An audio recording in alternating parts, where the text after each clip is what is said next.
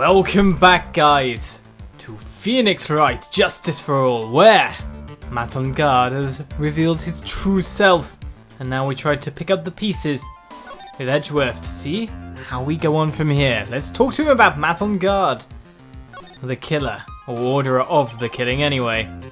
I'm a lawyer, but to fight for someone who is clearly a killer, Matt Engarde, that man is really... It doesn't matter who. Every person deserves a proper defense and a fair trial. Isn't that the basis of our judicial system? Proper defense? What exactly is that? Is it where a lawyer forcibly and blindly gets an acquittal through shouting and trickery? Ironic that you, of all people, should say such a thing. Isn't that exactly how you have fought for your clients up until now? Well, that may be true, but that's because I believe my clients to be innocent from the bottom of my heart. But if I were to get Engarde an acquittal, that isn't a proper defense at all. I became a lawyer because I thought I could save people who were suffering and in pain. But when I look at this mess we're in, I can't even protect the person closest to me. Even if I win the case, I still lose in the end. I just don't know what to do! Right. Would you get a hold of yourself? You have it all wrong. Huh? We aren't some sort of heroes. We're only human, you and I. You want to save someone? That's something easier said than done, wouldn't you say? You are a defense attorney. You can't run away from that. You can only fight. That's all you can do. Why, though? People like you and Franziska von Kammer are always using all you have to pin me down. You fight to the very end, even when you know the truth is not with you. But I'm not like you. I can't fight for a false verdict for a man I clearly know to be guilty. Franziska, she fights for herself. The only thing she fights for is a perfect win record. That's all, and that's defeated. And? Isn't that the same as you? Isn't that why you ran away a year ago? Because your precious win record was destroyed? You were so petty! I see. Now I understand why you despise me so. However, you are mistaken. What do you... Thanks to you, when you sealed off my path to a perfect win record, I began to realize the error of my ways. I realized that things such as a perfect record were meaningless. What? I don't believe you. Are you saying that is why you left the prosecutor's office? But then, why? Why are you here now? The answer to that is something you will find out on your own. And I have faith you will see it before the verdict is read tomorrow. But if you can't, then you will be powerless to change the ending of this story.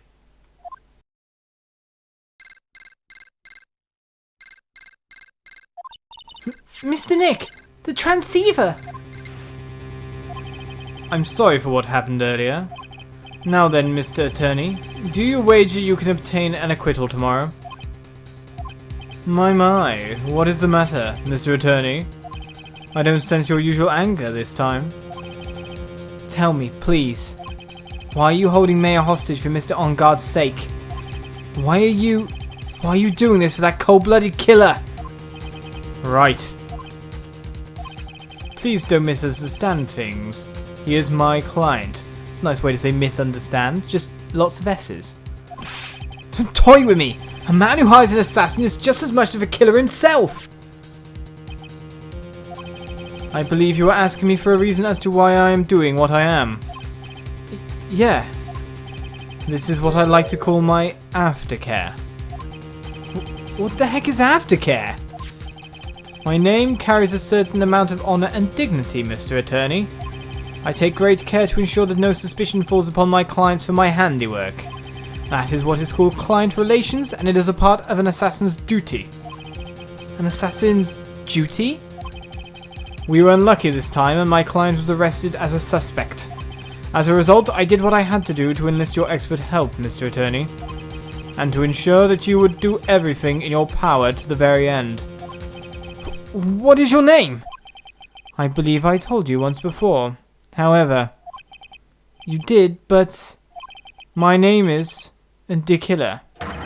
Shelley DeKiller. You're Shelley DeKiller? Please keep in mind you do not have much space to maneuver with me. As a DeKiller, I always finish what I set out to do. If you fail to keep up your end of the bargain, Maya, it would be my duty as an assassin to see to it she receives a nice long nap. Ah, no! Now then, if you'll excuse me, if someone were to trace the signal back to me, it would be quite troublesome. Mr. Mayor! Mr. Mayor! I don't know what to say. Edgeworth! Did you hear that?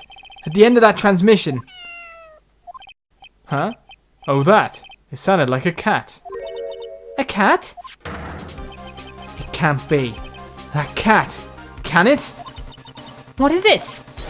I think I know where Shelley DeKiller is holding Mayor hostage. Edgeworth, have all police units head for Engarde Mansion immediately. Alright, you hurry over as well then. Don't lose hope yet, Pearls. The fight has only just begun. Yeah! So we'll get moving, he says while pressing examine, in a slight kind of get caught in the tension and the chase feel of it all. I must admit, adrenaline did flush. As we go to the living room. And things have repositioned themselves. There's a cat being locked in a room by a bear being placed somewhere. Mayor! Please answer us, Mr. Mayor! We have this area completely surrounded. There's no way for him to escape. Assuming he's still in the area. I can't believe it. That butler, all this time he was DeKiller. And you and Engarde were working together all this time. I'm sure they had worked out a contingency plan ahead of time. Yes, he. Well, I can't do anything in terms of moving, but I know I need to bust into that room. Oh, it's a figurine of a bear. But there are lots of cuts in it for some reason.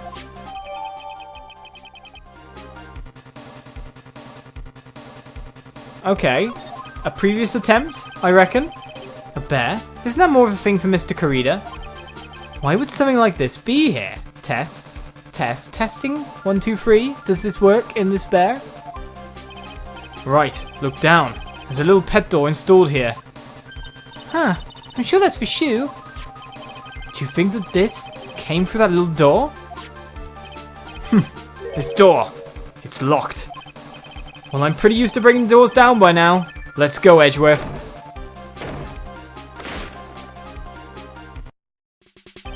Ha! There's no one here. From the looks of this room, I would say this is Engarde's private lounge. Look at this, Wright. An antenna for sending and receiving radio signals and the VCR. Check inside the deck. If there's a tape, it would be an important piece of evidence. If we're lucky, it'll have the moment the crime was committed recorded on it.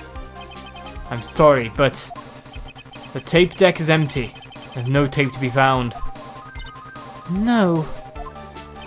But there's no mistake that someone used this to record something. It looks like someone took the tape we're looking for and escaped with it. Right, can we examine, or is it just better for me to move? We searched all over, but it looks like he got away. I'm sorry. It looks like he slipped out of our grasp this time. And now we've lost our only lead. Don't give up yet. Our little girl is looking to you to be her pillar. Yeah, you're right. We're close, I can tell. We've already set up checkpoints along every route leading out of this district. Leave the rest to us. Maya. But something has obviously been left behind. This looks like a picture of Miss Impar. With love. Celeste. Miss Impar? You mean... Yes, Mr. Corrida's former manager. Why would a picture of Miss Impar be here in Mr. Engarde's mansion? And why does it say, with love? This might be a clue. There's a lot of stuff I've been picking up lately, mind you. Ah! What's wrong, Pearls? Please let me see that picture frame. Huh? What's so special about the frame? On the back. There's something written on the back of the frame. Maya. It's missing Maya. She left us a message. What? I thought you'd come. I knew you would. Now listen up. You better get on guard a guilty sentence, okay? And if you get that creepy slime bag and not guilty, I'll never forgive you. Ever. I'm fine, so you don't need to worry. There's so much I want to write, but I don't think I have a lot of time left. Pearly, you're there too, right? Make sure you help Nick, okay? Someone's got to watch out for the helpless lunk. That's a lot written down. That's it for now, Nick. I guess I'll talk to you guys later. No! Mr. Mayor! Right! What's wrong? Why the blank stare? Oh, nothing. We searched the house, and this is the last room. It looks like he eluded us. Edgeworth. Yes? As far as clues go, I think this is about all I'm going to get. But I'm still short one last thing. And what is that?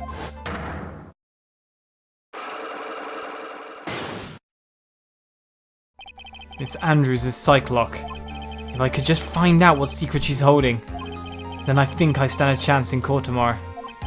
To blow this case wide open and expose the truth. I think I know what you're thinking. I'll contact the detention center. Thanks, Edgeworth. Well, let's go, Pearls. It's time to open that last lock.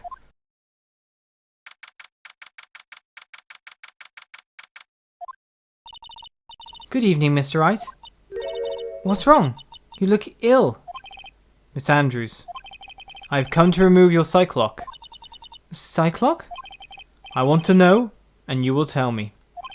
Your secret. Fine. Go ahead. Try to break me if you can. I'm sorry about this all. We've broken you a lot in some senses. And maybe you'll come out of this a stronger person. Able to live for oneself. Why frame him? Right, so can you please tell me why you framed Mr. Engarde for the murder? I've already told you countless times, it's because I thought Matt was the killer. I know we've already heard this bit, but still. No, that's not it. I know you have a personal reason to dislike Mr. Engarde. Miss Andrews, you may think I didn't hear it, but I know you said something earlier. You said revenge. So you were saying I was taking my revenge out on Matt, and that's why? What an absurd idea. I don't have anything I want to take revenge for. Miss Andrews, a woman who lives by being dependent on other people. There is something or someone in her past that would make her take revenge. We know the first step is Celeste.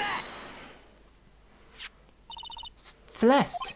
There is only one catalyst that could cause such strong feelings and even revenge, and that is Miss Impar's suicide. What are you trying to say? Celeste was Juan's manager. On top of that, the one who hid her suicide note was also Juan. What does all this have to do with Matt? You're right, you haven't mentioned him yet. But for you to hate Mr. Engarde, it would mean that he must have had some relation to Miss Impar and her suicide.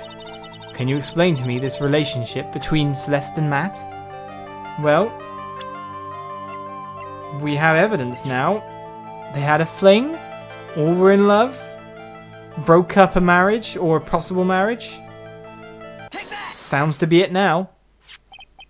This is a photo of Miss Impar, correct? She looks younger than when she passed away, though. With love, Celeste. This is Miss Impar's handwriting, isn't it? Where did you find this? No, that's all right. It was a rhetorical question. Yeah, it is. I found this at Mr. Engarde's mansion. And after all this time, my last remaining secret has been revealed.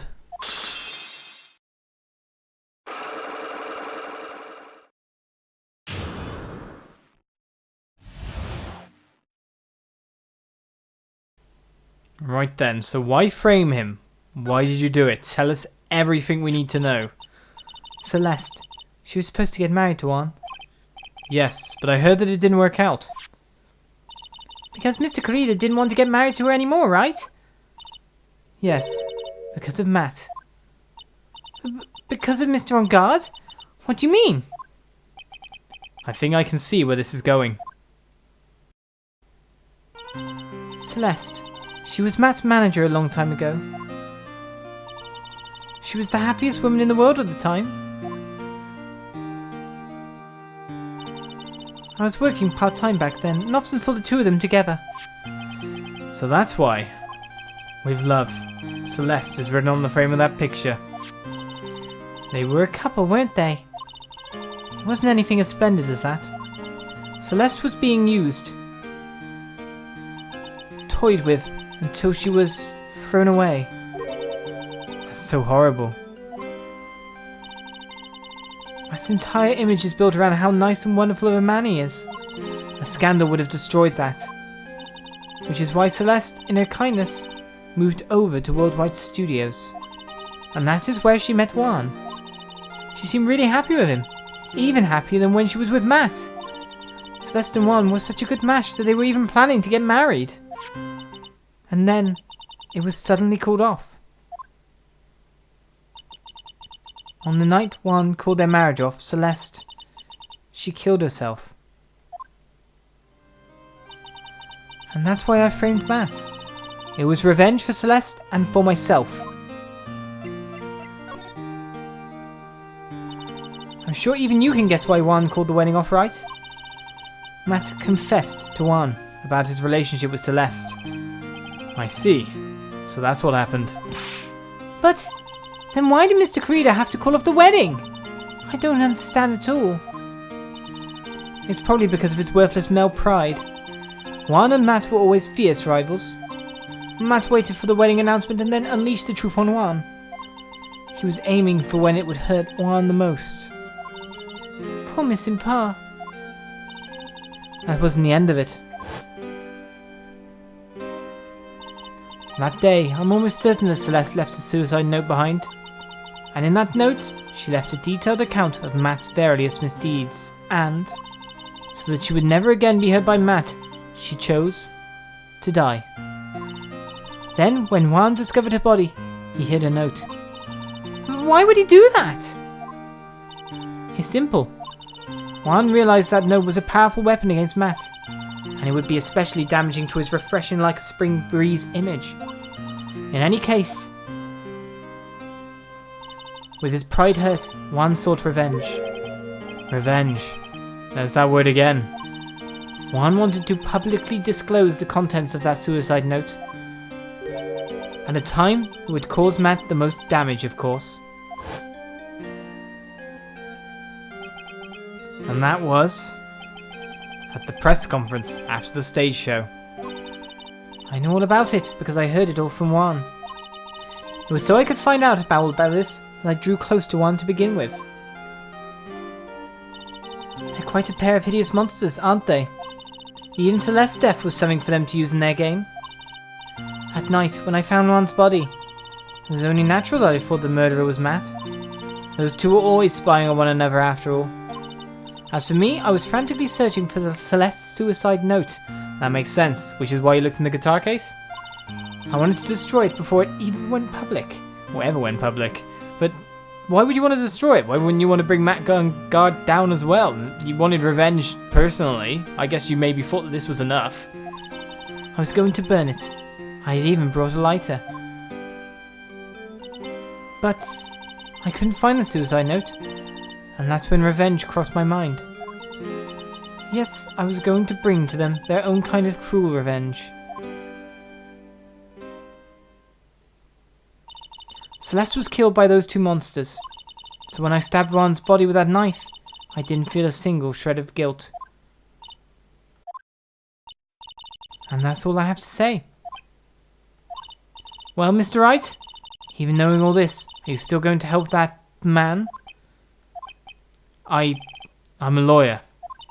I see. What a foul profession. Thank you very much for your time and for talking with me. It was no big deal. I couldn't sleep anyway. I can't sleep either. Not with Maya's situation. Or with what I know now.